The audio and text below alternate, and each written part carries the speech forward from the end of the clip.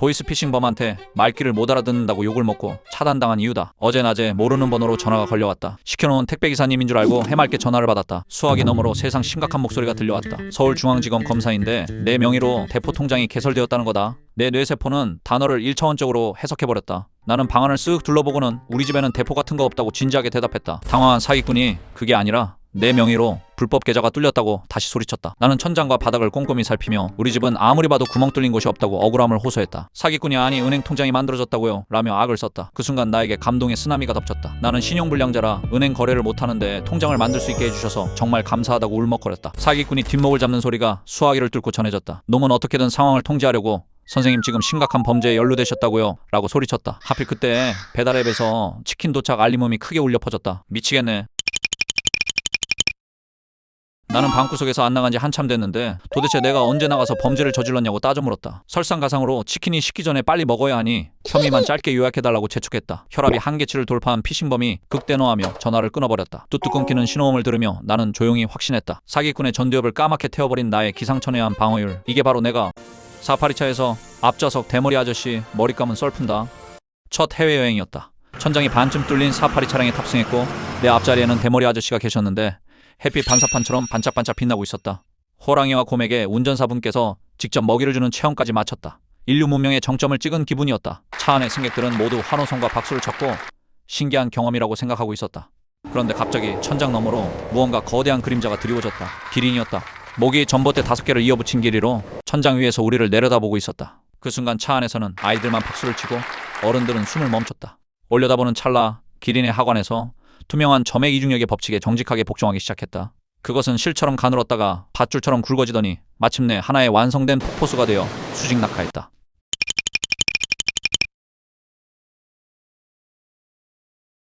착지 지점은 앞자리 대머리 아저씨의 정수리였다. 정확도가 올림픽 양궁 금메달 수준이었다. 아저씨는 이상함을 느꼈는지 손으로 머리를 만졌다. 모짜렐라 치즈처럼 질긴 점액다리가 수십 개 생성되며 쩍쩍 갈라지는 소음을 냈고 대머리 아저씨 이제서야 알아차리고 비명을 지르셨다.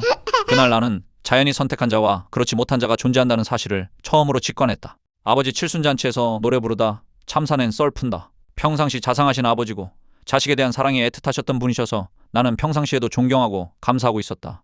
아버지 칠순잔치 날이었다. 간략히 행사를 마치고 내가 어버이은의 노래를 부르기로 되어 있었다. 가족 전원이 손수건을 예열하기 시작했다. 시작은 좋았고 갑벽했다.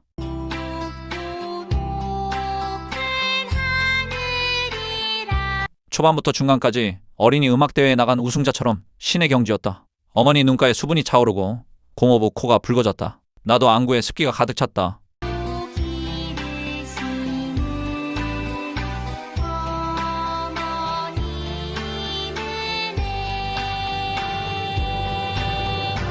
이제 클라이막스로 넘어간다.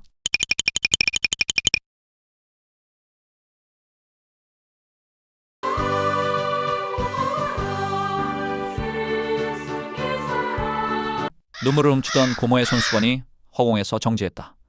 당황한 나는 수습을 위해 다음 소절을 뱉었다.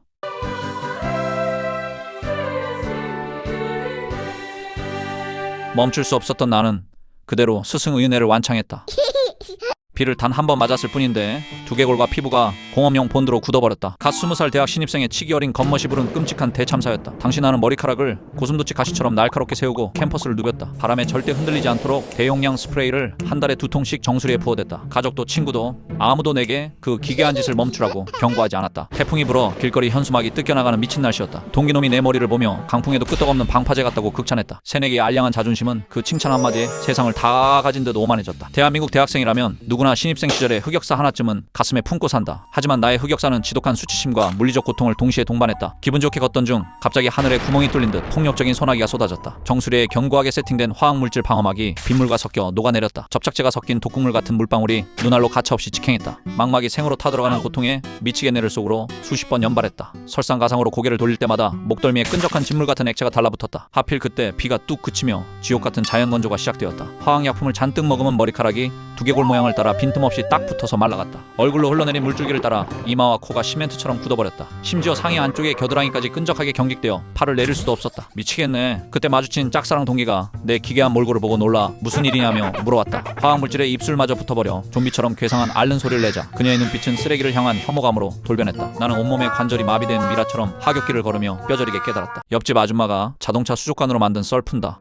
초보 운전 딱지를 붙이고 생애 최초 단독 드라이브로 마트를 가는 날 갑자기 하늘이 열렸다. 초겨울에 장대비가 쏟아지는데 창문은 활짝 열려 있었다. 그러자 아줌마는 남편한테 배운 창문 버튼을 찾다가 좌회전 깜빡이를 켰다. 당황한 나머지 입으로 A씨를 외치며 A씨 버튼을 눌렀다.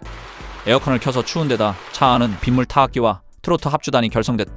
다시 사이드미러를 접었다 폈다를 반복했다.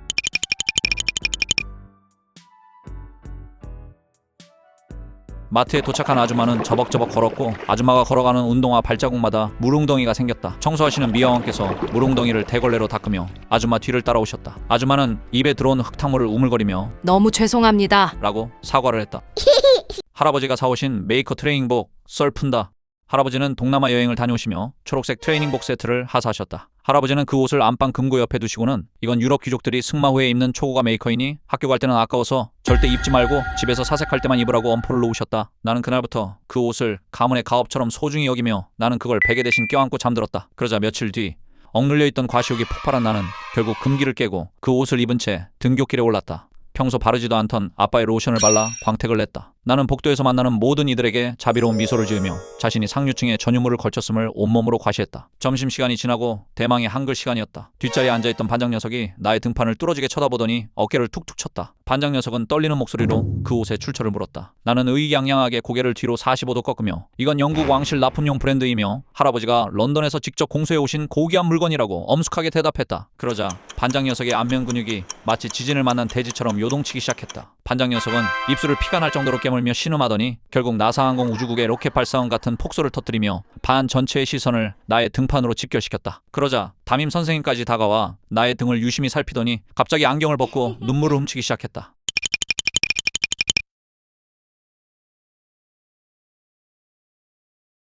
나의 등판에는 세 줄의 선명한 흰색 줄무늬 위로 정직하게 적힌 글자가 박혀 있었다. ADABS. 할아버지가 런던이 아닌 방콕 야시장에서 5,000원 주고 사오신 아디다스도 바디스도 아닌 혼종 중에 혼종 아디바스였다. 그날 이후 나의 별명은 아디바스 황태자가 되었고 나는 수치심에 몸부림치며 등판에 적힌 B를 손톱으로 긁어내려다 옷에 커다란 구멍을 내며 패션의 완성을 끝마쳤다. 엘리베이터에서 혼자 탈 줄 알고 화생방방기 방출한 썰 푼다.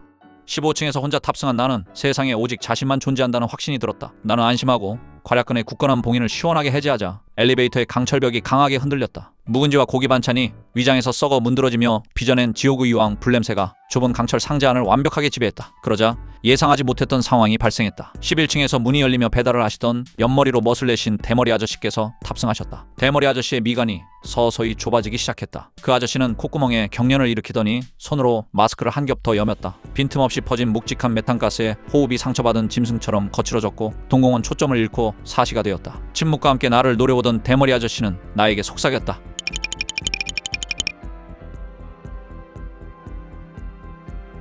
김치 드셨어요? 나는 대머리 아저씨가 먼저 내릴 때까지 1층에서 내리지 못했고 피해자인 척 손으로 코를 틀어막으며 지하에서 내렸다. 지하에서 탑승하신 분들은 괜찮으시려나? 조수석 클립에 내 안전벨트를 다정하게 꽂아버린 그 끔찍한 수치심은 지옥불 연수의 얄팍한 예고편이었다. 강사님의 깊은 한숨소리와 함께 우리는 햇빛조차 제대로 들지 않는 비좁은 주택가 골목길 코스로 진입했다. 운전대를 꽉 부여잡은 내 양손은 이미 긴장감에 땀으로 범벅이 되어 축축한 미역줄기처럼 미끌거리기 시작했다. 갑자기 불법 주차된 배달 트럭 뒤에서 꼬리가 짧은 뚱뚱한 길고양이 한 마리가 내 범퍼 앞으로 튀어나오며 나를 응시했다. 순간 내 텅 빈 전두엽은 완벽하게 정지했고 브레이크를 밟아야 한다는 이성은 안드로메다로 날아갔다. 극도로 당황한 나는 핸들 정중앙의 클락션 위에 내 상반신 체중을 전부 실어서 사정없이 짓눌러버렸다. 빵! 대형 크루즈선의 기적소리 같은 굉음이 평화로운 주택가 골목길을 무자비하게 찢어발겼다. 하필 내가 클락션을 요란하게 울린 전봇대 앞에는 팔뚝에 이레즈미 문신을 두른 깍두기 형님 세 분이 계셨다. 불량하게 담배를 피우던 형님들의 살벌한 시선이 일제히 노란색 연수 차량의 운전석으로 정확히 꽂혔다. 룸미러를 통해 그 무시무시한 안광과 진한 아이컨택을 한 순간 내 척추를 타고 한강 같은 식은땀이 흘렀다. 바로 그 찰나 조수석에 앉아 계시던 강사님의 엄청난 야생의 생존 본능이 빛을 발하기 시작했다. 강사님은 단 0.1초 만에 시트 조절 레버를 끝까지 당겨 의자를 완전히 눕히고 대시보드 밑으로 몸을 구겨 넣었다. 초보 수강생을 방패막이로 삼 본인만 살겠다고 완벽한 은폐-은폐를 시도한 그 동작은 특수부대 요원 뺨치게 민첩했다. 창문을 내리고 상스러운 욕을 퍼부려는 형님들을 향해 나는 눈물을 글썽이며 덜덜 떨리는 손으로 연신 고개를 조아렸다. 지옥 같은 골목길을 간신히 빠져나왔지만 내 멘탈은 이미 보증금 떼인 세입자처럼 완벽하게 박살났다. 대시보드 밑에서 기어나온 강사님은 여전히 시트를 반쯤 눕힌 상태로 내게 우회전 코너를 돌라며 다급하게 지시를 내리셨다. 속도를 줄여야 한다는 생각에 오른쪽 발을 뻗었지만 내 멍청한 발바닥은 브레이크가 아닌 엑셀을 풀악셀로 밟아버렸다. RPM 게이지가 비정상적으로 솟구치며 낡은 연수 차량이 미친 야생마처럼 앞차의 엉덩이를 향해 돌진했다. 앞차는 출고된 지 한 달도 안 되어 보이는 번쩍거리는 검은색 수입 대형 세단이었다. 연수생인 내 인생이 억대 빚더미에 깔리기 직전 조수석에서 엄청난 파공음이 들려왔다. 강사님이 양발을 쭉 뻗어 조수석 아래에 달린 보조 브레이크 위에 온몸에 체중을 실어 사정없이 짓밟았다. 자동차 엔진은 당장이라도 앞으로 튀어나갈 듯 우와 굉음을 내지르는데 차체는 시멘트가 발린 듯 그 자리에 멈춰섰다. 엑셀과 브레이크가 동시에 한계치까지 밟히며 타이어 타는 매캐한 고무 냄새가 차 안으로 스멀스멀 스며들었다. 나는 뻣뻣하게 굳은 목을 조심스럽게 돌려 거친 숨을 헐떡이는 강사님의 하반신 쪽을 슬쩍 쳐다보았다. 보조 브레이크를 사력을 다해 밟고 있는 강사님의 두 다리가 영하 20도에 방치된 치와와처럼 덜덜 떨리고 있었다. 강사님의 창백한 이마에서 굵은 땀방울이 떨어지는 것을 보며 나는 당장 이 달리는 차에서 뛰어내려 도망치고 싶었다. 수명이 최소 10년은 단축된 듯한 끔찍한 2시간의 도로 연수가 끝나고 마침내 학원 주차장에 무사히 도착했다. 나는 강사님의 잔뜩 쉰 목소리 지시에 따라 기적적으로 주차 라인 안에 차를 반듯하게 집어넣었다. 아직 시동이 켜져 있었지만 내 머릿속에서는 이미 웅장한 합격 교양곡이 울려 퍼지기 시작했다. 이 엄청난 위기들을 전부 넘기고 주차까지 완벽하게 해냈으니 나름 베스트 드라이버의 자질이 있다는 헛된 자아도취가 밀려왔다. 나는 영화 속 주인공처럼 결연하고 멋진 표정으로 안전벨트, 빨간색 버클을 누르고 찰칵 소리를 만키겠다. 오늘의 치욕스러운 과거를 모두 잊고 새롭게 태어난 운전자의 여유를 부리며 당당하게 운전석 문을 벌컥 열었다. 하지만 얄팍한 자신감에 심취한 내 멍청한 대가리는 가장 중요한 기어 변속 과정을 하얗게 지워버렸다. 당연히 파킹에 있어야 할 뭉툭한 기어봉은 여전히 무시무시한 붉은색 후진 알파벳에 단단히 고정되어 있었다. 내가 자신만만하게 한쪽 발을 아스팔트 바닥으로 뻗는 바로 그 순간 묵직한 쇳덩어리 차량이 뒤로 슬금슬금 굴러가기 시작했다. 문이 활짝 열린 채로 뒤로 밀리는 차를 보며 내 빈약한 심장이 뱃속 식도 끝까지 덜컥 떨어졌다. 패닉에 빠진 나는 차에서 반쯤 내린 개구리 자세로 다급하게 브레이크 페달을 손으로 누르려고 차 안으로 몸을 내던졌다. 하필 그 순간 조수석의 강사님은 오늘 하루도 무사히 살아남았다는 깊은 안도감의 한숨을 내쉬며 긴장을 완전히 풀고 계셨다. 내 짱구 같이 튀어나온 단단하고 커다란 두개골이 강사님의 무릎 정중앙으로 대포알처럼 정확하고 묵직하게 처박혔다. 둔탁한 뼈와 뼈의 타격음과 함께 강사님의 입에서 억눌린 짐승의 단말마 같은 기괴한 신음소리가 터져나왔다. 연수 내내 온갖 위기를 버텨낸 강사님은 결국 무릎의 극심한 고통에 얼굴이 잿빛으로 질려 시트 위에서 태아처럼 둥글게 말렸다. 뒤로 굴러가던 흉기 같은 차는 다행히 주차 방지턱에 덜컹 걸리며 기적적으로 멈춰섰지만 차 안의 공기는 싸늘하게 얼어붙었다. 열린 문틈으로 들어오는 시원하고 상쾌한 가을바람을 맞으며 나는 조수석 매트 위에 엎드린 채 바닥에 먼지만 바라보았다. 차라리 이 덜덜거리는 낡은 노란색 연수 차량과 함께 내 존재 자체가 영원히 땅속 깊은 곳으로 후진해버렸으면 좋겠다. 군대 모든 종교시설에서 영구 출입 금지를 당한 이유다. 훈련소 시절의 배고픔은 인간의 이성을 완벽하게 마비시키잖아. 당시 내 뇌세포는 오직 당류를 섭취하기 위한 명령만 내리고 있었다. 듣자하니 교회에는 초코파이가 있고 법당에는 꿀약과와 떡이 있다고 했다. 나는 이 두 곳을 연달아 털어 디저트 풀코스를 완성하겠다는 기적의 논리를 세웠다. 일요일 아침 누구보다 경건한 자세로 교회 맨 앞줄에 앉았다. 목청껏 찬송가를 부르고 달콤한 초코파이를 획득하는 데 성공했다. 입안에 초코파이를 우겨넣은 채 빛의 속도로 연병장을 가로질러 법당으로 뛰어갔다. 가쁜 숨을 몰아쉬며 부처님 앞에서 합장하고 쫀득한 찹쌀떡까지 손에 넣었다. 완벽한 이중생활인 줄 알았다. 하필 그때 내 입가에 묻은 초콜릿 부스러기를 군수님이 발견해버렸다. 군수님이 자비로운 미소를 지으며 마음은 하나에 머물러야 한다고 일침을 가했다. 설상가상으로 교회에서 나를 흐뭇하게 보던 군목님이 남은 위문품을 챙겨들고 법당 앞을 지나가고 있었다. 군목님이 다가와 방금 전까지 찬송가를 열창하시던 형제님 맞냐고 물었다. 그러자 군수님이 단호하게 고개를 저으며 이분은 방금까지 부처님께 합장하시던 분이라고 반박했다. 졸지에 법당 앞에서 예수와 부처의 대리전이 발발했다. 두 성직자가 서로 내 영혼을 구원해서 데려가겠다며 내 양팔을 붙잡고 거룩한 줄다리기를 시작했다. 미치겠네. 수치심에 전두엽이 새까맣게 타들어간 채 연병장 한가운데서 반으로 찢어질 뻔한 참사가 바로 내가 대중목욕탕에서 개망신 당한 썰푼다. 오랜만에 공중목욕탕에 갔다. 샤워부터 하려고 샤워기를 틀자마자 나는 야욕이 차올랐다. 어차피 물이 씻겨주겠지 하는 계산하에 정밀하게 소변의 각도를 샤워기 각도에 맞추며 조준했다. 그러자 꽉 찼던 방광에서 나온 나의 물줄기는 중력을 거스르고 샤워기 물줄기를 역행시키며 씩씩하게 뻗어 나아갔다. 너무 당황해서 자세를 돌리며 회전 기법으로 나의 물줄기로 돌려차기를 시전했다. 그러자 바닥엔 투명한 바닥물 위로 보글보글 거품과 함께 형광펜 500개를 짜낸 듯한 샛노란 띠가 아나콘다처럼 선명하게 기어가는 것이 아닌가? 건너편의 대머리 아저씨는 바닥을 보고 눈살을 찌푸렸다.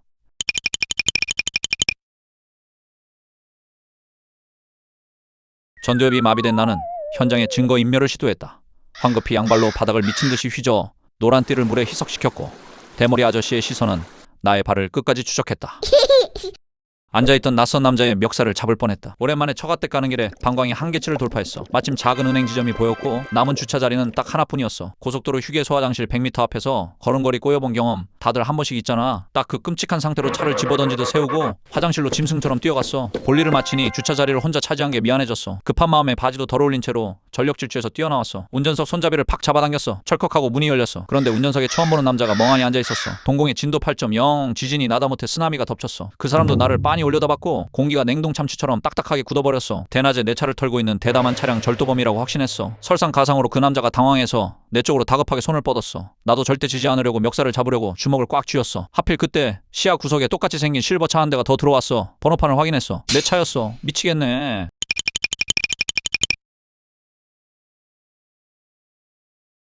내가 남의 차문을 강제로 연 거였어. 도둑놈은 그 남자가 아니라 바로 나였어. 숨막히는 정막 속에서 억울한 남자를 바라보며 천천히 문을 닫고 나는 다시 남의 차문을 열고 운전석에. 결국 나는 면접장에서 방귀를 찌르고 대기업에 합격했다. 나는 긴장하면 장이 요동치는 체질인데 아침에 마신 우유가 뱃속에서 핵분열을 일으켰어. 대기실 의자에 앉아있는데 뱃속에서 냄비 속 된장찌개가 끓는 소리가 났어. 중요한 시험이나 발표 직전에 배 아파서 식은땀 흘려본 경험 다들 한 번씩 있잖아. 딱 그 상태로 내 번호가 불렸어. 면접관 3명 앞에 앉는 순간 첫 번째가 터졌어. 천년 묵은 구렁이가 담을 넘는 듯한 은밀한 소리였어. 냄새가 문제였어. 면접장 공기가 냉동 참치처럼 딱딱하게 굳어버렸어. 설상가상으로 면접관이 압박 질문을 던지기 시작했어. 관략근에 온 신경을 집중하느라 대답은커녕 입만 벙긋거렸어. 상황을 모면하려고 의자 삐걱거리는 소리인 척 엉덩이를 살짝 들었어. 하지만 타이밍이 완벽하게 어긋났어. 푸슉하는 엇박자 배기음이 터져나왔어. 동공에 진도 8.0, 지진이 나다 못해 쓰나미가 덮쳤어.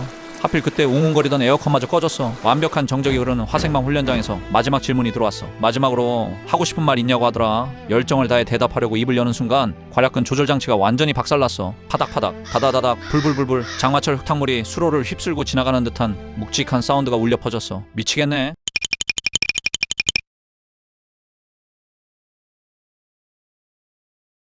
면접관 3명의 시선이 일제히 내 의자 밑으로 고정됐어. 등줄기를 타고 한강이 흘렀어. 가운데 앉은 최고참 면접관이 아주 덤덤하게 서류를 덮으며 입을 열었어. 아, 결론이 나셨군요. 고생하셨습니다. 면접관 셋이 동시에 책상을 치며 터졌어. 수치심에 영혼이 육체를 이탈했고 기적의 타이밍 덕분에 어이없게도 나는 지금 내 면접을 망친 똥쟁이 직속 팀장 밑에서 일한다. 도로 주행 연습할 때 망신당했던 썰푼다. 운전석에 앉은 나는 결연한 표정으로 안전벨트를 당겨 단단히 클립에 고정했다. 금속 버클이 맞물리는 소리도 또렷했고 다음 단계로 넘어가려고 했다. 그러나 운전 선생님이 말했다. 안전벨트 확인하세요. 나는 안전벨트가 내 몸을 가로지르고 있는 것을 확인했다. 감독관이 또 말했다. 안전벨트 확인해요. 나는 다시 또 내 몸을 묶고 있는 안전벨트를 확인했다. 그러자 세 번째 지적이 날아왔고 조수석의 감독관이 미간에 깊은 협곡을 만들며 뭔가 단단히 잘못되었다고 지적을 시작했다. 나는 운전 선생님의 텃세라고 굳게 믿었고 나의 인내심은 끓어오르는 용암처럼 한계치를 돌파했다. 분노를 주체 못한 나는 버럭 소리를 질렀다. 안전벨트를 완벽하게 맸는데 대체 내게 왜 이러냐고요. 그리고 조수석으로 고개를 돌렸다.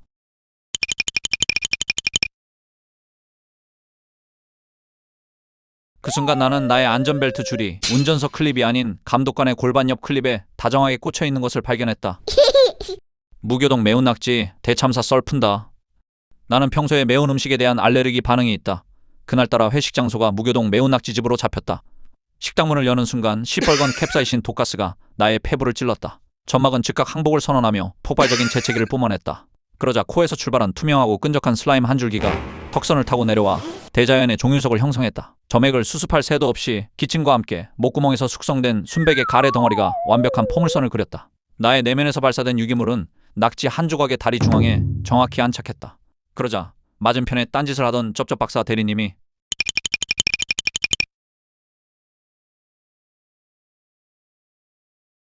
유일하게 양념이 안 묻은 뽀얀 백낙지라며 그것을 통째로 씹어 삼켰다.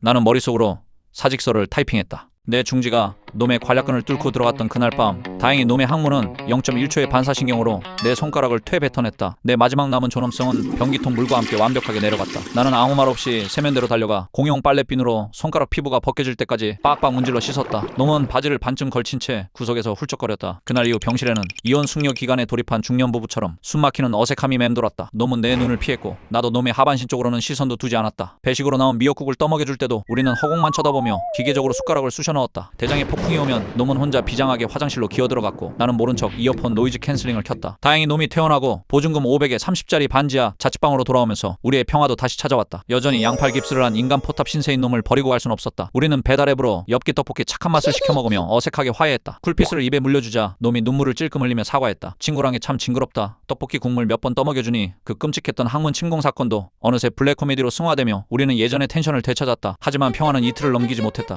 한여름 에어컨도 없는 반지하 방에서 며칠을 안 씻은 놈의 정수리에선 유기견 보호소 냄새가 났다. 놈이 모기장 바닥에 머리를 비비적거리며 간절하게 호소했다. 머리만 딱 한 번 감겨달라는 거였다. 나는 저 인간 쓰레기 냄새를 참느니 차라리 한 번 씻겨버리는 게 낫겠다고 판단했다. 내 인생 두 번째 끔찍한 오판이었다. 놈은 팬티 한 장만 덜렁 입은 채 타일이 다 깨진 좁아터진 화장실 바닥에 쪼그려 앉았다. 양팔 통깁스에는 다이소 김장용 비닐봉투를 씌워 청테이프로 미라처럼 칭칭 감아놨다. 나는 샤워기를 틀고 놈의 정수리에 두피 쿨샴푸를 냅다 짜서 박박 문질렀다. 때가 얼마나 꼈는지 하얀 거품이 순식간에 회색빛 구정물로 변해 뚝뚝 떨어졌다. 하필 그때 내 손에서 미끄러진 강력한 멘톨 샴푸 거품 무더기가 놈의 오른쪽 눈깔로 직행했다. 아! 눈이 타들어가는 고통에 놈이 비명을 지르며 펄쩍 뛰어올랐다. 양팔이 비닐봉투로 묶인 놈은 눈을 비빌 수가 없으니 화장실 벽면에 대고 자기 얼굴을 미친 듯이 비벼대기 시작했다. 나는 당황해서 샤워기를 들어 놈의 면상에 물을 정통으로 쐈다. 놈은 숨이 막혀 캑캑거리며 뒷걸음질을 치다가 바닥에 굴러다니던 얇아진 도부 비누 조각을 밟고 그대로 자빠졌다. 우당탕탕. 놈이 넘어지면서 살겠다고 내 바지가랑이를 물고 늘어졌다. 나는 중심을 잃고 놈의 배 위로 철푸덕 엎어졌다. 그와 동시에 놈의 허우적대던 발길질이 세면대 아래에 연결된 싸구려 플라스틱 배수관을 정확히 가격했다. 턱 소리와 함께 배수관이 터져나가며 수돗물이 사방으로 분수처럼 뿜어져 나왔다. 보증금 500짜리 화장실이 순식간에 워터파크로 변했다. 물바다가 된 화장실 바닥에서 나는 놈의 배 위에 올라탄 채 터진 배수관을 손으로 허둥지둥 막고 있었다. 놈은 눈이 맵다며 짐승처럼 오열했고 발버둥을 치느라 자기 두 다리로 내 허리를 뱀처럼 꽉 감싸고 있었다. 하필 그 타이밍이었다. 쾅쾅쾅 현관문이 부서져라 울렸다. 바로 아래층 반지하에 사는 험악한 인상의 아저씨였다. 천장에서 물이 샌다며 문을 두드리다 못해 도어록이 안 잠긴 현관문을 벌컥 열고 쳐들어온 것이다. 놈의 자취방은 현관문을 열면 화장실 내부가 다이렉트로 보이는 쓰레기 같은 구조였다. 아저씨의 분노에 찬 시선이 화장실로 꽂혔다. 사방으로 물이 뿜어져 나오는 축축한 화장실 바닥. 팬티만 입고 양팔에 김장 비닐을 낀 채 내 허리를 다리로 감싸고 헐떡이는 사내 새끼. 그리고 그 위를 덮치고 올라타서 흠뻑 젖은 채 당황한 나. 거품과 물보라가 흩날리는 그 광경은 누가 봐도 불법적인 야생의 브로맨스 그 자체였다. 아저씨는 들고 온 항의용 빗자루를 바닥에 떨어뜨리며 뒷걸음질을 쳤다. 아이고 총각들이 대낮부터 집에서 무슨 해괴망측한 짓거리야. 아저씨는 못 볼 걸 봤다는 듯 얼굴이 사색이 되어 현관문을 쾅 닫고 도망쳤다. 경찰에 풍기문란으로 신고하겠다며 계단을 뛰어 올라가는 소리가 들렸다. 변명할 타이밍조차 놓친 우리는 차갑게 뿜어져 나오는 수돗물을 맞으며 멍하니 허공만 바라봤다. 차라리 똥을 한 번 더 닦아주는 게 나을 뻔했다. 동네 구제불능의 엽기적인 변태 콤비로 소문나는 건 이제 시간 문제였다. 나는 수도 밸브를 잠글 생각도 못한 채 내일 당장 직방 앱을 켜서 이 동네를 떠나야겠다고 조용히 결심했다. 할아버지 곰탕집 틀리 썰푼다. 할아버지는 전날 과음을 하셔서 아침부터 피곤하시다고 계속 하품을 하셨다. 해장이 필요하실 것 같아 모시고 70년 전통 맛집 곰탕집을 갔다. 용암처럼 끓는 특대자 크기의 뚝배기가 놓인 순간 할아버지는 하마처럼 입을 쩍 벌리며 거대한 하품을 시전했다. 그 폭풍 같은 구강 내 압력에 밀려 마침내 뚝배기 밖으로 틀니가 허공을 가르는 한 발의 어뢰처럼 백도시의 곰탕 뚝배기 한 가운데로 다이빙했다. 둔탁한 파열음과 함께 국밥 위로 미세한 파도가 일었다. 그러자 할아버지는 눈 하나 깜짝 않고 숟가락을 들어 틀니를 찾기 위해 뚝배기 바닥을 맹렬히 휘저었다. 국물이 소용돌이 쳤어 건더기가 공중으로 솟았다. 건져 올린 건 곰탕 안의 소뼈였다. 틀니가 아니라 소뼈. 다급해진 할아버지는 아예 뚝배기째 들고 용암 국물을 들이켜 틀니를 직접 발굴하려 했다. 그러자 하얀병 수준의 육수에 입천장이 홀라당 까진 할아버지가 손을 떨었고 드디어 틀니가 모습을 살짝 드러냈다.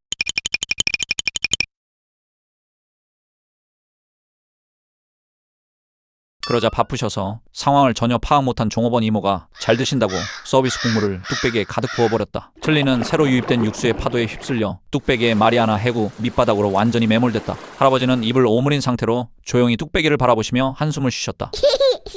친누나 방에는 그날 이후로 두 번 다시 발을 들이지 않는 이유다. 때는 바야흐로 내가 초등학교 시절이었다. 중학생 누나가 친구들과 놀러 나간 사이 집안에 평화로운 정적이 흘렀다. 부모님도 장 보러 가시고 오직 나와 누나의 일기장만 남은 상황이었다. 평소에 누나가 밖에서 어떤 사고를 치고 다니는지 혹은 누구랑 연애를 하는지 궁금해 미칠 지경이었다. 책상 왼쪽 서랍 끝 구석에 비밀번호 자물쇠가 채워진 일기장을 꺼냈다. 명탐정 코난의 애청자였던 나는 비밀번호를 쉽게 풀어냈다. 첫 장부터 내 이름이 빨간색으로 가득 도배되어 있었다. 동생놈이 태어난 이후로 내 인생은 망했다는 누나만 아는 단어들로 빼곡하게 채운 욕이 장장 한 페이지였다. 당황해서 다음 페이지를 넘기자 나의 동공에 지진이 일어났다. 거기엔 누나의 기상천외한 범죄 일람표가 고해성사하듯 적혀있었다. 재작년 내 돼지 저금통에서 10,000원짜리를 빼간 범인은 엄마가 아니라 누나였다. 심지어 작년 설날에 친척들이 나 주라고 맡긴 세뱃돈 10만원을 중간에서 가로챈 사실까지 적혀있었다. 마지막 다음 장엔 설상가상으로 이런 문구가 적혀있었다. 이 일기장을 몰래 보고 있을 멍청한 내 동생아, 이제 너는 죽었다. 공포가 머리끝까지 차올라 전두엽이 새까맣게 타들어갔다. 누나는 이미 내가 일기장을 훔쳐볼 것을 예상하고 총 3장짜리 일기장 함정을 판 거였다. 심장이 터질 것 같은 정막 속에서 나는 조용히 무릎을 꿇고 운명을 받아들였다. 하필 그때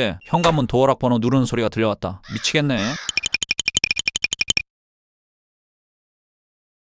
수치심과 공포가 폭발한 상태로 나는 방문을 열고 들어오는 누나를 향해 고개를 숙였다. 일기장을 제자리에 꽂고 방문을 닫으며 나는 그날 깨달았다. 이게 바로 내가 동네 목욕탕 세신사 아저씨를 제외하면 이 넓은 세상에서 아무도 내 진짜 키를 모른다. 내 순수 육신은 170이지만 밖에서의 사회적 키는 178인 움직이는 불법 건축물이기 때문이다. 나는 학교에서 신체 검사만 하면 한치의 오차도 없이 정확히 170이 나오는 저주받은 유전자를 가졌다. 180이 넘는 기럭지 괴물들 사이에서 평생 정수리만 보여주며 아랫 공기의 퀴퀴한 서러움을 뼈저리게 견뎌왔다. 대한민국 평균 키라는 알량한 통계청의 단어는 단신 남성들에게 그 어떤 위로도 되지 않잖아. 그러다 지각 위기에 처해 씻지도 못하고 머리가 까치집처럼 위로 솟구친 채로 외출했던 날 기적이 시작됐다. 평소와 다르게 묘하게 세상의 시야가 높아지고 윗공기가 맑아진 것을 감지했다. 여기에 홀린 듯 신발장에 굴러다니던 3cm 국민 깔창을 운동화 깊숙이 쑤셔넣는 순간 뇌관을 강타하는 도파민이 폭발했다. 미치겠네. 난생 처음 178들이 마신다는 쾌적한 윗공기를 완벽하게 맛본 나는 돌이킬 수 없는 강을 건너버렸다. 그날 이후 매일 아침 화장실 거울 앞에서 플라스틱 자를 대고 정확히 5cm 뿔을 세우는 광기의 건축가가 되었다. 설상가상으로 강력 왁스값과 달아버린 깔창 교체 비용으로 내 한 달 알바비가 처참하게 거덜났다. 이제는 집 앞 편의점에 컵라면 하나를 사러 갈 때도 3cm 깔창과 5cm 왁스 세팅이 없으면 발가벗은 것 같아 현관문조차 열지 못하는 지독한 신체 개조 부작용에 노예가 되어버린 탓에 고백 한 번에 2번 차이는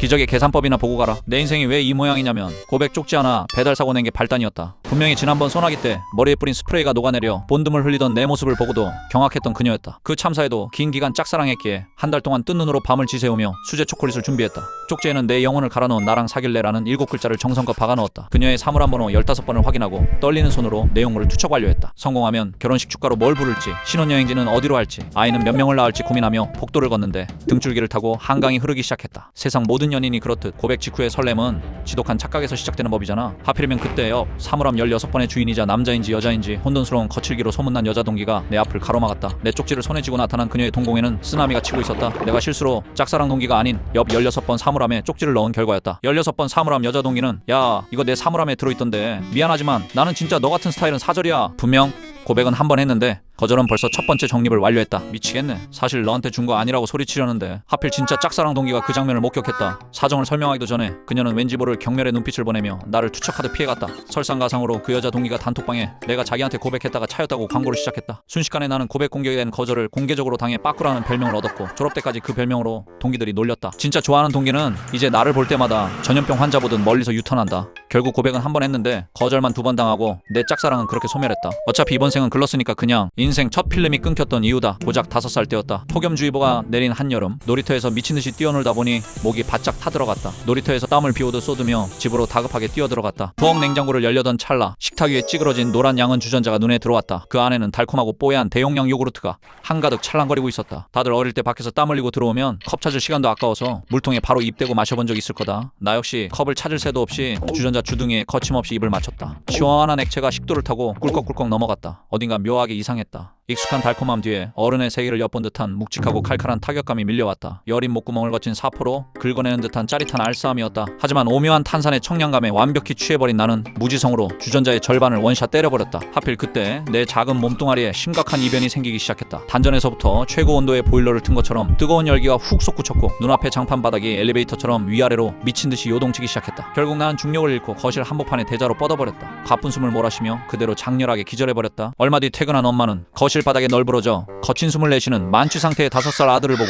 경악을 금치 못했다. 수상한 냄새를 맡고 사태를 파악한 엄마의 입에선 눈물 섞인 미친 폭소가 터져나왔다. 알고 보니 그 달달하고 뽀얀 액체의 진짜 정체는 아빠가 남겨둔 생막걸리였고 이게 바로 내가 지하철 옆자리 대머리 아저씨 무릎에 피 묻은 거즈를 뱉어버린 대참사부터 말할게. 내 입에서 발사된 붉은 미사일에 해당 칸 전체가 완벽하게 얼어붙었다. 매복 사랑니 하나 뽑으려다 뉴스 사회면에 엽기나무로 나올 뻔한 끔찍한 전기였다. 보통 성인 남성이라면 치과 의자 위에서 알량한 자존심에 손잡이만 쥐고 버티는 게 국룰이다. 하지만 하지만 의사 선생님의 무자비한 드릴이 내 신경의 핵을 사정없이 강타했다. 내 굳건한 의지와는 전혀 상관없이 온몸이 파핑 댄스를 추듯 파르르 떨렸다. 하필 그때 손목에 차고 있던 스마트워치가 내 극도의 공포를 눈치채고 감지해버렸다. 조용한 진료실 한가운데서 심박수가 비정상적으로 높다는 요란한 경고음이 울려 퍼졌다. 수치심에 얼굴이 붉어진 채 마취가 덜 풀린 입에 거즈를 꽉 물고 지하철에 올랐다. 피 섞인 침을 꿀꺽 삼키라는데 역겨운 쇠맛에 도저히 비위가 상해서 참을 수가 없었다. 미치겠네. 속으로 비명을 지르며 꾸역꾸역 버티다가 결국 사례가 들려 미친 듯한 기침이 터져나왔다. 양손으로 입을 틀어막기도 전에 붉은 물을 가득 머금은 거즈가 대포알처럼 허공을 갈랐다. 내 타액과 만화 같은 붉은 물이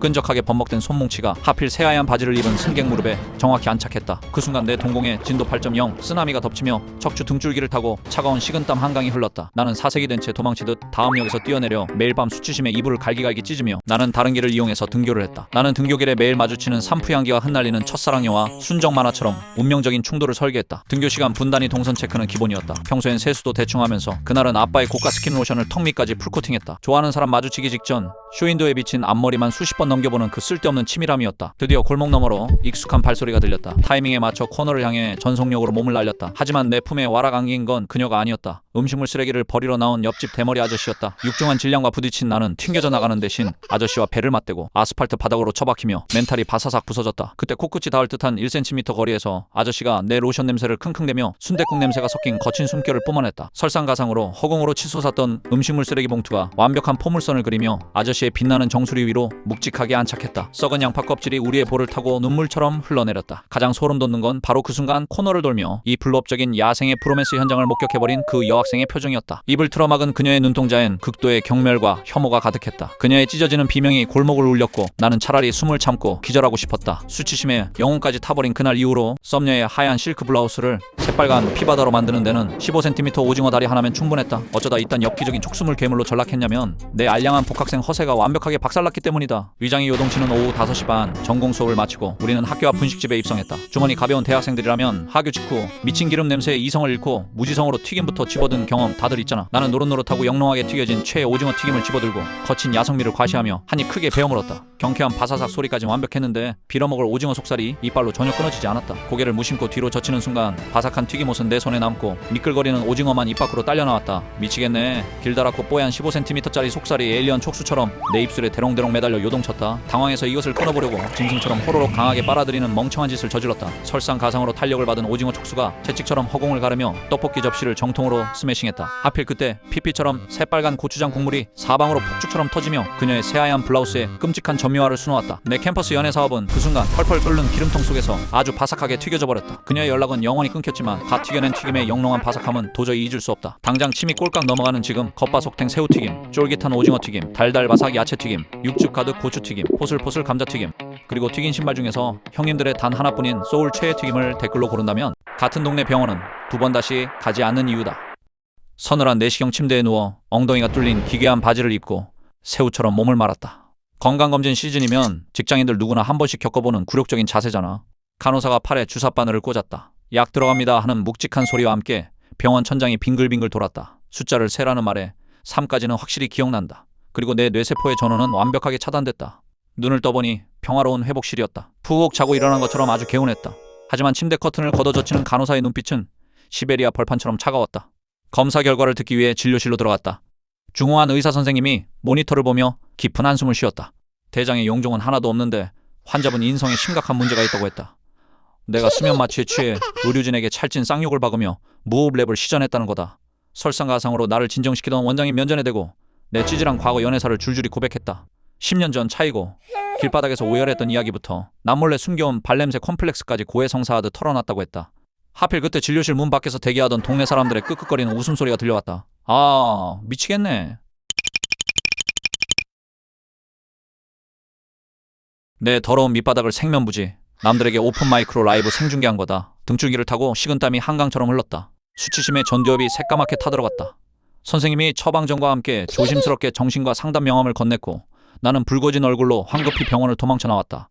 이게 바로 내가 명절에 친누나와 윷놀이를 한다는 건 우리 집에서 합법적인 살인미수다. 거실은 장례식장보다 숙연해졌고 우리는 특선영화 편성표만 외우는 수행자가 되었다. 시작은 밥 먹고 소 하나 시키자며 판돈 10,000원을 건 훈훈한 친선 경기였다. 명절만 되면 남매끼리 어색함을 달래려고 꺼내는 아주 흔한 생존 전략이었다. 하지만 누나의 백도와 나의 선발분 판정이 엇갈리며 분위기가 싸해졌다. 스마트폰 동영상 촬영까지 동원된 비디오 판독이 열리면서 지옥문이 개방되었다. 서로의 목에 두꺼운 핏대가 서더니 거실 장판 위로 피바람이 불기 시작했다. 어릴 때 누나가 내 돼지 저금통 배를 가른 만행부터 억울했던 과거가 튀어나왔다. 이어서 내가 누나의 한정판 화장품을 몰래 박살낸 비밀까지 브레이크 없이 폭발했다. 설상가상으로 분노를 참지 못한 누나가 육가락을 허공으로 집어던졌다. 허공을 가르는 나무 미사일 4개가 내 명치를 정확하게 강타했다. 하필 그때 내가 마시려던 식혜컵이 바닥으로 추락하며 화려하게 뒤집어졌다. 거실 장판은 밥알이 둥둥 떠다니는 끈적하고 달콤한 지옥의 늪으로 변해버렸다. 미치겠네. 속으로 비명을 지르며 나는 끈적한 장판 위에서 발가락만 꼼지락거렸다. 텔레비전 속 예능인들의 자기적인 웃음소리만 거실에 기괴하게 울려 퍼졌다. 그날 이후 매년 명절마다 우리는 윷놀이는 꿈도 못 꾸고 텔레비전만 보며 거실에 일렬로 앉아있다. 텔레비전 화면만 멍하게 노려보는 침묵의 무건수행이 새로운 전통으로 굳어졌다. 그 숨막히고 끔찍한 정적 속에서 부러진 육가락을 쥐고 있던 나는 뼈저리게 깨달았다. 러닝하다가 급동 터진 썰푼다. 우중충한 날 나는 굳이 러닝을 하겠다며 공원으로 기어나갔다. 달리기 시작한 지 10분. 평화롭던 나의 장에 진도 8.5의 대지진이 발생했다. 관략근이 통제권을 잃기 직전 나는 기적처럼 화장실로 슬라이딩했다. 변기에 앉자마자 천년 묵은 흑염룡이 포효하는 듯한 굉음과 함께 내면의 모든 응어리가 폭포수처럼 쏟아져 내렸다. 푸드락 탁탁 푸닥닥닥 타다닥 탁탁탁 부르르르. 폭풍이 지나간 후 나는 평온한 마음으로 휴지거리를 확인했다. 펄럭이는 휴지는 단 4칸. 사막 한가운데서 물 4방울을 발견한 참담함이었다. 나는 치밀한 작전을 세웠다. 첫 칸으로 1차 방어, 두 번째 칸으로 본진 타격, 세 번째 칸으로 잔적 소탕, 마지막은 예비용이라는 완벽한 군사 시나리오였다. 하지만 첫 칸을 대는 순간 열기와 습기를 머금은 얇은 종이는 맥없이 녹아내렸고 나의 검지손가락은 곧바로 미지의 늪으로 직행하고 말았다. 그러자 나의 동공에 단순한 지진을 넘어선 대형 쓰나미가 덮쳤다. 이성을 부여잡고 남은 3칸 중 하나를 다시 희생시켜 2차 진입을 시도했다. 그러자 이번에는 휴지가 표면에 닿기도 전에 지옥의 수증기의 형태를 잃고 장렬히 산화해버렸다. 극도의 공포에 빠진 나는 최후의 카드로 2장을 겹쳤다. 이중방벽, 인간의 오만이었다. 그마저도 무자비한 습지 생태계의 장벽을 견디지 못하고 처참하게 갈기갈기 찢겨나갔다. 이제 선택지는 2개다. 존엄을 지키며 영구 주둔, 아니면 밖에 대걸레 세척 때까지 돌격 후 관략근을 세정.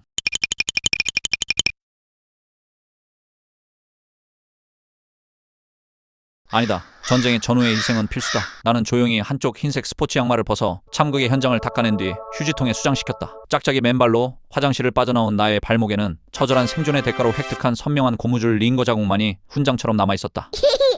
결국 나는 분리수거장 한복판에서 옆집 백수형님에게 무릎을 꿇었다. 어쩌다 영혼까지 탈탈 털리는 파국을 맞이했는지 지금부터 고백하겠다. 학교로 가는 버스 시간은 딱 5분 남았고 내 손에는 분리수거 쓰레기가 들려있었다. 대한민국 학생이라면 등교 직전에 눈이 뒤집히는 것이 국룰이다. 지각에 공포에 질린 나는 페트병 라벨을 떼지 않고 수거함에 던졌다. 그 순간 등줄기를 타고 차가운 식은땀 한강이 흐르며 소름이 바짝 돋았다. 하필 분리수거장의 절대 존엄이자 살림의 신인 옆집 형님과 정면으로 마주쳤다. 나를 쳐다보는 형님의 매서운 눈빛은 밀수범을 체포한 형사 같았다. 형님은 내 손목을 꽉 잡고 재활용의 미학이라는 지옥의 특강을 시작했다. 페트병의 역사부터 시작해 환경 오염에 대한 설교가 끝없이 이어졌다. 지옥 같은 무한 잔소리에 멘탈이 부서지며 내 아까운 버스는 이미 떠났다. 설상가상으로 지나가던 동네 주민들까지 멈춰서 우리를 신기하게 구경했다. 미치겠네. 억울해서 눈물이 고인 내 얼굴을 화면을 2번 연속으로 터치해서 확인해봐라. 지독한 수치심에 등가죽이 찢어지는 고통을 느끼며 정신을 완전히 잃어가는 상태로 조수석 클립에 내 안전벨트를 다정하게 꽂아버린 그 끔찍한 수치심은 지옥불 연수의 얄팍한 예고편이었다. 강사님의 깊은 한숨소리와 함께 우리는 햇빛조차 제대로 들지 않는 비좁은 주택가 골목길 코스로 진입했다. 운전대를 꽉 부여잡은 내 양손은 이미 긴장감에 땀으로 범벅이 되어 축축한 미역줄기처럼 미끌거리기 시작했다. 갑자기 불법 주차된 배달트럭 뒤에서 꼬리가 짧은 뚱뚱한 길고양이 한 마리가 내 범퍼 앞으로 튀어나오며 나를 응시했다. 순간 내 텅 빈 전두엽은 완벽하게 정지했고 브레이크를 밟아야 한다는 이성은 안드로메다로 날아갔다. 극도로 당황한 나는 핸들 정중앙의 클락션 위에 내 상반신 체중을 전부 실어서 사정없이 짓눌러버렸다. 빵! 대형 크루즈선의 기적소리 같은 굉음이 평화로운 주택가 골목길을 무자비하게 찢어발겼다. 하필 내가 클락션을 요란하게 울린 전봇대 앞에는 팔뚝에 이레즈미 문신을 두른 깍두기 형님 3분이 계셨다. 불량하게 담배를 피우던 형님들의 살벌한 시선이 일제히 노란색 연수 차량의 운전석으로 정확히 꽂혔다. 룸미러를 통해 그 무시무시한 안광과 진한 아이컨택을 한 순간 내 척추를 타고 한강 같은 식은땀이 흘렀다. 바로 그 찰나 조수석에 앉아 계시던 강사님의 엄청난 야생의 생존 본능이 빛을 발하기 시작했다. 강사님은 단 0.1초 만에 시트 조절 레버를 끝까지 당겨 의자를 완전히 눕히고 대시보드 밑으로 몸을 구겨 넣었다. 초보 수강생을 방패막이로 삼 본인만 살겠다고 완벽한 은폐 시도한 그 동작은 특수부대 요원 뺨치게 민첩했다. 창문을 내리고 상스러운 욕을 퍼부려는 형님들을 향해 나는 눈물을 글썽이며 덜덜 떨리는 손으로 연신 고개를 조아렸다. 지옥 같은 골목길을 간신히 빠져나왔지만 내 멘탈은 이미 보증금 떼인 세입자처럼 완벽하게 박살났다. 대시보드 밑에서 기어나온 강사님은 여전히 시트를 반쯤 눕힌 상태로 내게 우회전 코너를 돌라며 다급하게 지시를 내리셨다. 속도를 줄여야 한다는 생각에 오른쪽 발을 뻗었지만 내 멍청한 발바닥은 브레이크가 아닌 엑셀을 풀악셀로 밟아버렸다. RPM 게이지가 비정상적으로 솟구치며 낡은 연수 차량이 미친 야생마처럼 앞차의 엉덩이를 향해 돌진했다. 앞차는 출고된 지 한 달도 안 되어 보이는 번쩍거리는 검은색 수입 대형 세단이었다. 연수생인 내 인생이 억대 빚더미에 깔리기 직전 조수석에서 엄청난 파공음이 들려왔다. 강사님이 양발을 쭉 뻗어 조수석 아래에 달린 보조 브레이크 위에 온몸에 체중을 실어 사정없이 짓밟았다. 자동차 엔진은 당장이라도 앞으로 튀어나갈 듯 우와 굉음을 내지르는데 차체는 시멘트가 발린 듯 그 자리에 멈춰섰다. 엑셀과 브레이크가 동시에 한계치까지 밟히며 타이어 타는 매캐한 고무 냄새가 차 안으로 스멀스멀 스며들었다. 나는 뻣뻣하게 굳은 목을 조심스럽게 돌려 거친 숨을 헐떡이는 강사님의 하반신 쪽을 슬쩍 쳐다보았다. 보조 브레이크를 사력을 다해 밟고 있는 강사님의 두 다리가 영하 20도에 방치된 치와와처럼 덜덜 떨리고 있었다. 강사님의 창백한 이마에서 굵은 땀방울이 떨어지는 것을 보며 나는 당장 이 달리는 차에서 뛰어내려 도망치고 싶었다. 수명이 최소 10년은 단축된 듯한 끔찍한 2시간의 도로 연수가 끝나고 마침내 학원 주차장에 무사히 도착했다. 나는 강사님의 잔뜩 쉰 목소리 지시에 따라 기적적으로 주차 라인 안에 차를 반듯하게 집어넣었다. 아직 시동이 켜져 있었지만 내 머릿속에서는 이미 웅장한 합격 교향곡이 울려 퍼지기 시작했다. 이 엄청난 위기들을 전부 넘기고 주차까지 완벽하게 해냈으니 나름 베스트 드라이버의 자질이 있다는 헛된 자아도취가 밀려왔다. 나는 영화 속 주인공처럼 결연하고 멋진 표정으로 안전벨트, 빨간색 버클을 누르고 찰칵 소리를 만키겠다. 오늘의 치욕스러운 과거를 모두 잊고 새롭게 태어난 운전자의 여유를 부리며 당당하게 운전석 문을 벌컥 열었다. 하지만 얄팍한 자신감에 심취한 내 멍청한 대가리는 가장 중요한 기어 변속 과정을 하얗게 지워버렸다. 당연히 파킹에 있어야 할 뭉툭한 기어봉은 여전히 무시무시한 붉은색 후진 알파벳에 단단히 고정되어 있었다. 내가 자신만만하게 한쪽 발을 아스팔트 바닥으로 뻗는 바로 그 순간 묵직한 쇳덩어리 차량이 뒤로 슬금슬금 굴러가기 시작했다. 문이 활짝 열린 채로 뒤로 밀리는 차를 보며 내 빈약한 심장이 뱃속 식도 끝까지 덜컥 떨어졌다. 패닉에 빠진 나는 차에서 반쯤 내린 개구리 자세로 다급하게 브레이크 페달을 손으로 누르려고 차 안으로 몸을 내던졌다. 하필 그 순간 조수석의 강사님은 오늘 하루도 무사히 살아남았다는 깊은 안도감의 한숨을 내쉬며 긴장을 완전히 풀고 계셨다. 내 짱구 같이 튀어나온 단단하고 커다란 두개골이 강사님의 무릎 정중앙으로 대포알처럼 정확하고 묵직하게 처박혔다. 둔탁한 뼈와 뼈의 타격음과 함께 강사님의 입에서 억눌린 짐승의 다말마 같은 기괴한 신음소리가 터져나왔다. 연수 내내 온갖 위기를 버텨낸 강사님은 결국 무릎의 극심한 고통에 얼굴이 잿빛으로 질려 시트 위에서 태아처럼 둥글게 말렸다. 뒤로 굴러가던 흉기 같은 차는 다행히 주차 방지턱에 덜컹 걸리며 기적적으로 멈춰섰지만 차 안의 공기는 싸늘하게 얼어붙었다. 열린 문틈으로 들어오는 시원하고 상쾌한 가을바람을 맞으며 나는 조수석 매트 위에 엎드린 채 바닥에 먼지만 바라보았다. 차라리 이 덜덜거리는 낡은 노란색 연수 차량과 함께 내 존재 자체가 영원히 땅속 깊은 곳으로 후진해버렸으면 좋겠다. 20대 청년 하나가 하루아침에 실업자가 됐다. 이 잔인한 밥줄 끊기 범죄는 집 앞 단골 카페에서 마신 아이스 아메리카노에서 시작됐다. 그날따라 예쁘장한 알바생이 나를 보며 방긋 웃더니 평소보다 시럽을 한 번 더 짜줬다. 피곤에 찌든 대학생이라면 이 자본주의 미소를 운명적 그린라이트로 착각하는 병에 다들 걸리잖아. 나는 매일 똑같은 시간에 방문하며 그녀가 내 얼굴을 기억하게 만드는 치밀한 세뇌 작업을 진행했다. 어느 날 그녀가 오늘도 드시주라고 묻는 순간 내 뇌내망상은 이미 혼인신고를 마쳤다. 나는 손님이 가장 없는 오후 3시를 암살 타이밍으로 잡고 컵홀더에 삐뚤빼뚤 번호를 적었다. 화장실 거울 앞에서 치명적인 미소와 멘트를 수십 번 연습하며 도파민을 최대치로 끌어올렸다. 드디어 비장하게 다가가 결제하는 척 그녀의 손에 번호가 적힌 쪽지를 억지로 쥐어줬다. 순간 그녀의 맑은 동공에 진도 8.0의 대지진이 일어났고 안면 근육이 미세하게 떨렸다. 미치겠네. 나는 그 명백한 경악과 공포를 수줍음으로 완벽하게 오해하며 쿨하게 카페를 빠져나왔다. 다음날 설레는 마음으로 그녀의 연락을 기다리며 다시 카페 문을 열어젖힌 내 눈을 의심했다. 설상가상으로 투명한 유리창엔 알바 극구 전단지가 피눈물처럼 처량하게 붙어있었다. 향긋한 커피 냄새가 나던 카운터엔 산적 같은 수염을 기른 털보 사장님이 당구를 왔냐며 나를 반겨줬다. 시급 10,000원짜리 알바를 당일 퇴사로 포기하게 만들 정도면 내 얼굴이 근로기준법 위반인 건가 싶어. 내 섣부른 고백 한 번에 멀쩡히 일하던 남의 집 불륜 라이브 오디오북을 1시간 동안 듣고 온 참사부터 말할게. 숨이 차올라 벤치에 쓰러지듯 앉았던 참이었다. 이어폰을 빼려는 찰나 옆자리 동네 아줌마 2명의 대화가 내 고막을 강타했다. 백상호 남편이 집 앞에 거래 직원이 와서 잠깐 커피 마시러 나간다더니 아랫집 원장이랑 비상구에서 맥주를 까다 걸렸다는 거다. 평소라면 남일에 일절 관심 없는 피곤한 현대 직장인의 표본인 나다. 하지만 아줌마의 찰진 입담은 넷플릭스 막장 드라마보다 훨씬 자극적이었다. 바람피운 놈이 그 와중에 필라테스 학원과 업무를 논했다는 대목에서 내 이성은 완전히 무너졌다. 부인이 캔맥주로 남편의 정수리를 분리수거해버렸다는 묘사에 숨이 막혔다. 심지어 아랫집 원장은 피구왕 통키처럼 비상구 계단을 굴러서 도망쳤다는 거다. 다음날 빡친 원장 남편이 103호 현관문에 빨간 펜으로 경고장을 붙여놨다는 거다. 동네 사람 다 보는 엘리베이터에 두 사람의 각서가 대자보처럼 붙었다는 전개였다. 나는 들키지 않으려고 노래를 듣는 척 고개를 리듬감 있게 까딱거렸다. 노이즈 캔슬링은 진작에 꺼버리고 주변 소리 듣기 볼륨을 최고치로 단숨에 올려버렸다. 하필 그때 종아리에 미친 듯한 쥐가 났지만 뒷내용이 궁금해서 일어날 수가 없었다. 설상가상으로 아줌마들이 밥때가 다 됐다며 내일 다시 만나자고 쿨하게 엉덩이를 털고 일어나는 거다. 나도 모르게 아니 그래서 엘리베이터 대자보는 누가 떼었대요? 라고 소리칠 뻔했다. 질문을 막으려고 허벅지를 피가 나도록 꼬집으며 겨우 참아냈다. 결국 운동은 10분만 하고 남의 집 파국 썰만 1시간 내내 듣다가 귀가해버렸다. 그날 이후로 나는 헬스장을 환불하고 매일 저녁 7시 정각에 그 벤치로 출근 도장을 찍으러 나갔다가 나는 지금 뜯지도 않은 새빨간 쌈장을 맨입에 짜먹으며 처절한 맹수의 눈물을 흘리고 있다. 도대체 왜 이딴 돼지 발골 장인으로 전락했냐면 내 알량한 복학생 생존 본능이 완벽하게 박살났기 때문이다. 지갑이 텅 빈 오후 2시쯤 1학년 새내기들이 프리미엄 족발 대짜 5세트를 남겼다는 황금 같은 첩보가 떨어졌다. 주머니 가벼운 대학생들이라면 이 미친 단백질 냄새에 이성을 잃고 무지성으로 좀비처럼 각성한 경험 다들 있잖아. 나는 즉시 전공서적을 내팽개치고 굶주린 하이에나처럼 복도를 전속력으로 질주하기 시작했다. 캠퍼스 코너링에서 마찰음이 터지는 순간 빌어먹을 다른과 무리들과 정확히 조우했다. 서로를 죽일 듯이 견제하며 무언의 트래시톡이 난무하는 치열한 F1 레이싱급 몸싸움이 전개됐다. 미치겠네. 숨이 턱끝까지 차오르는 상황에서 앞구르기로 동아리방 문을 걷어차고 1등으로 진입하는 쾌거를 이루었다. 당황해서 헐떡이며 덜덜 떨리는 손으로 환희에 차서 거대한 포장 박스를 열어젖히는 멍청한 짓을 저질렀다. 설상가상으로 박스 안에는 발골 장인이라도 다녀간 듯 살점 하나 없는 앙상한 돼지 왕뼈다귀 3개만 덩그러니 놓여 있었다. 하필 그때 야속하게도 뜯지도 않은 쌈장 팩 하나가 바닥으로 떨어지며 내 마지막 남은 인류에 끔찍한 전묘화를 수놓았다. 내 캠퍼스 생존 사업은 그 순간 앙상한 돼지 뼈다귀 속에서 아주 바싹 말라 비틀어져 버렸다. 동기들의 연락은 영원히 끊겼지만 가스할만한 족발의 영롱한 냄새는 도저히 잊을 수 없다. 당장 침이 꼴깍 넘어가는 지금 정통 족발, 불족발, 냉채 족발, 마늘 족발 그리고 앙상한 왕뼈다귀 중에서 형님들의 단 하나뿐인 소울 최애 종류를 댓글로 투표를 해보자. 결국 나는 시퍼런 주식창을 들키고 어머니 앞에서 무릎을 꿇었다. 도대체 왜 이딴 수치심을 겪고 있냐면 오늘이 오랜만에 어머니와의 외식이었기 때문이다. 대출 이자와 물가 상승으로 숨만 쉬어도 돈이 나가는 팍팍한 현실 속에 직장인의 어깨는 무거울 수밖에 없잖아. 나는 9월까지만 묵묵히 기다리면 무조건 구조대가 온다는 정보를 맹신하며 식탁 밑에서 몰래 차트를 확인했다. 끝없이 추락하는 파란불 차트에 내 이성은 완벽하게 마비되었다. 식은땀이 등줄기를 타고 오르며 스트레스로 헛구역질이 나오기 시작했다. 미치겠네. 속으로 절규하며 휴대폰을 숨기려는 찰나 하필 그때 어머니가 내 등짝을 내리치셨다. 놀란 내 손에서 미끄러진 휴대폰이 펄펄 끓는 된장찌개 한가운데로 수직 낙하했다. 설상가상으로 액정 화면에는 마이너스 70%라는 숫자가 찬란하게 빛나고 있었다. 수치심에 타들어가는 내 불쌍한 표정을 화면을 2번 터치해서 확인해봐라. 정적이 흐르는 가운데 어머니가 조용히 스마트폰을 꺼내 마이너스 80% 계좌를 보여주셨다.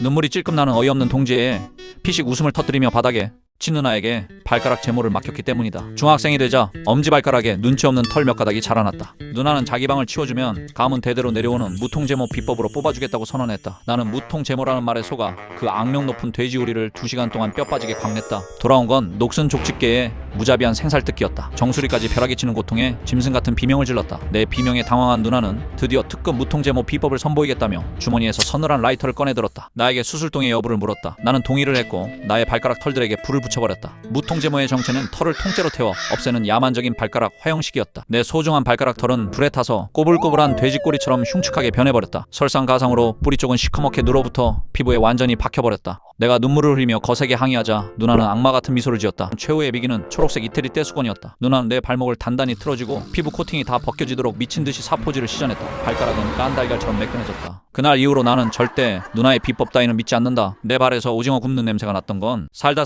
컴퓨터 부품 하나 때문에 파란불 켜진 주식 계좌보다 더한 상실감을 느낄 줄은 꿈에도 몰랐다. 월급 빼고 모든 게 오르는 팍팍한 현실 속에 단돈 10,000원이라도 아껴보려는 처절한 몸부림이 만든 대참사였다. 어쩌다 이렇게 됐냐면 내일 사면 더 싸겠지라는 오만한 믿음으로 컴퓨터 램을 장바구니에 한 달째 방치했기 때문이다. 주식 차트 분석하듯 매일 밤 최저가를 노려보는 나의 치밀함은 워런 버핏도 울고 갈 완벽한 투자자의 자세였다. 어제 결제 버튼을 누르려다 500원이 더 떨어질 것 같은 짜릿한 촉에 마우스를 거만하게 내려놓은 게 화근이 되었다. 하필 그때 하룻밤새 전세계 반도체 공장에 불이 났다는 뉴스와 함께 장바구니 속 램 가격이 미친듯이 폭등해버렸다. 설상가상으로 한 달 전 가격과 비교하니 오히려 10만원을 더 내야 하는 어이없는 상황에 이성이 완벽하게 마비되었다. 미치겠네. 속으로 절규하며 딱 하루만 시간을 되돌려달라고 버벅거리는 모니터를 부여잡고 바닥을 뒹굴었다. 결국 마우스 커서조차 순간이동을 하는 10년 된 똥컴의 본체를 애틋하게 쓰다듬었다. 아직 우리 10년은 더 거뜬히 버틸 수 있다며 허탈한 헛웃음과 함께 씁쓸하게 먼지를 닦아줄 뿐이다. 범인이라며 조용히 손든 놈만 우리 반에 5명이었다. 어쩌다 이렇게 됐냐면 단돈 10,000원 훔쳐간 도둑놈보다 1시간 동안 기합 준 담임 선생님이 훨씬 더 악마 같았기 때문이다. 사건은 평화롭던 어느 날 오후 학교에 제출할 우유값이 가방에서 감쪽같이 증발하면서 시작됐다. 평소 인자하던 담임의 얼굴은 순식간에 저승사자로 변했고 범인 나올 때까지 전원 엎드려 뻗쳐라는 명령이 떨어졌다. 학교 다닐 때 한 놈이 친 사고 때문에 반 전체가 단체로 골병 드는 경험 다들 한 번씩 있잖아. 처음 10분은 의리로 버텼지만 30분이 넘어가자 팔다리는 사시나무처럼 떨리고 얼굴에는 습기가 가득 찼다. 등줄기를 타고 흐르는 땀줄기는 어느새 한강을 이루었고 교실 바닥에는 소년들의 처절한 눈물이 고였다. 공기 중에는 억울한 사춘기 소년들의 암내와 지독한 분노가 뒤섞여 지옥의 아우성을 만들어냈다. 설상가상으로 돈 잃어버린 피해자조차 제발 내가 그냥 잃어버린 걸로 칠 테니 살려달라고 속으로 절규했다라고 하더라. 체벌 시작 1시간이 경과하자 훔치지도 않은 나조차 그냥 내가 했다고 거짓 자백을 하고 이 고통을 끝내버릴까 하는 미친 타협이 뇌를 지배했다. 동공의 지진이 일어나고 영혼이 육체를 이탈하기 직전 담임이 비장하게 전원 눈을 감으라고 소리쳤다. 지금부터 훔친 놈만 조용히 손들고 나머지는 절대 눈을 뜨지 말라는 담임의 목소리에 교실은 묘지 같은 정적이 흘렀다. 무거운 침묵 속에서 담임의 구두 소리만 딱딱 들려올 때마다 심장은 드럼 연주를 하듯 요동쳤다. 잠시 후 담임은 손 내리라고 말하며 기합을 끝냈고 우리는 진짜 범인이 잡힌 줄 알고 지옥에서 탈출했다. 진범이 누구인지 피해자가 돈을 돌려받았는지는 중요하지 않았고 오직 살았다는 안도감만 우리를 감싸 안았다. 하지만 10년 뒤 동창의 술자리에서 밝혀진 진실은 그날 훔친 놈은 한 명인데 기합이 너무 힘들어서 내 중지가 놈의 관략근을 뚫고 들어갔던 그날 밤 다행히 놈의 항문은 0.1초의 반사신경으로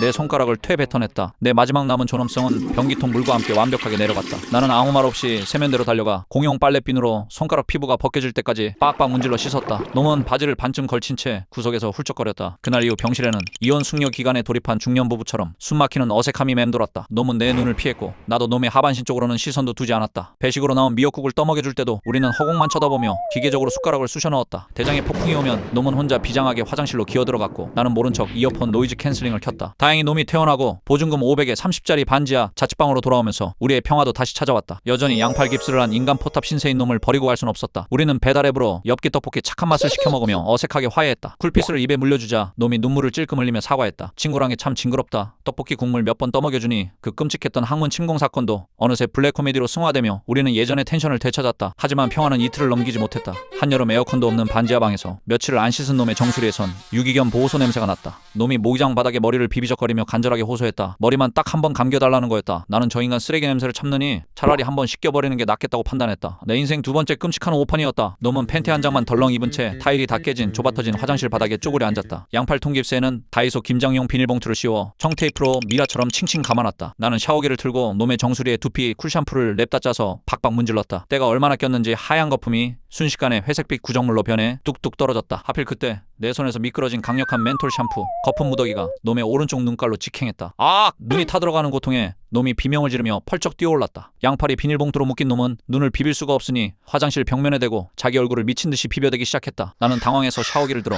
놈의 면상에 물을 정통으로 쐈다. 놈은 숨이 막혀 캑캑거리며 뒷걸음질을 치다가 바닥에 굴러다니던 얇아진 도부 비누 조각을 밟고 그대로 자빠졌다. 우당탕탕. 놈이 넘어지면서 살겠다고 내 바지가랑이를 물고 늘어졌다. 나는 중심을 잃고 놈의 배 위로 철푸덕 엎어졌다. 그와 동시에 놈의 허우적대던 발길질이 세면대 아래에 연결된 싸구려 플라스틱 배수관을 정확히 가격했다. 턱 소리와 함께 배수관이 터져나가며 수돗물이 사방으로 분수처럼 뿜어져 나왔다. 보증금 500짜리 화장실이 순식간에 워터파크로 변했다. 물바다가 된 화장실 바닥에서 나는 놈의 배 위에 올라탄 채 터진 배수관을 손으로 허둥지둥 막고 있었다. 놈은 눈이 맵다며 짐승처럼 오열했고 발버둥을 치느라 자기 두 다리로 내 허리를 뱀처럼 꽉 감싸고 있었다. 하필 그 타이밍이었다. 쾅쾅쾅 현관문이 부서져라 울렸다. 바로 아래층 반지하에 사는 험악한 인상의 아저씨였다. 천장에서 물이 샌다며 문을 두드리다 못해 도어록이 안 잠긴 현관문을 벌컥 열고 쳐들어온 것이다. 놈의 자취방은 현관문을 열면 화장실 내부가 다이렉트로 보이는 쓰레기 같은 구조였다. 아저씨의 분노에 찬 시선이 화장실로 꽂혔다. 사방으로 물이 뿜어져 나오는 축축한 화장실 바닥. 팬티만 입고 양팔에 김장 비닐을 낀 채 내 허리를 다리로 감싸고 헐떡이는 사내 새끼. 그리고 그 위를 덮치고 올라타서 흠뻑 젖은 채 당황한 나. 거품과 물보라가 흩날리는 그 광경은 누가 봐도 불법적인 야생의 브로맨스 그 자체였다. 아저씨는 들고 온 항의용 빗자루를 바닥에 떨어뜨리며 뒷걸음질을 쳤다. 아이고 총각들이 대낮부터 집에서 무슨 해괴망측한 짓거리야. 아저씨는 못 볼 걸 봤다는 듯 얼굴이 사색이 되어 현관문을 쾅 닫고 도망쳤다. 경찰에 풍기문란으로 신고하겠다며 계단을 뛰어 올라가는 소리가 들렸다. 변명할 타이밍조차 놓친 우리는 차갑게 뿜어져 나오는 수돗물을 맞으며 멍하니 허공만 바라봤다. 차라리 똥을 한 번 더 닦아주는 게 나을 뻔했다. 동네 구제불능의 엽기적인 변태 콤비로 소문나는 건 이제 시간 문제였다. 나는 수도 밸브를 잠글 생각도 못한 채 내일 당장 직방 앱을 켜서 이 동네를 떠나야겠다고 조용히 결심했다.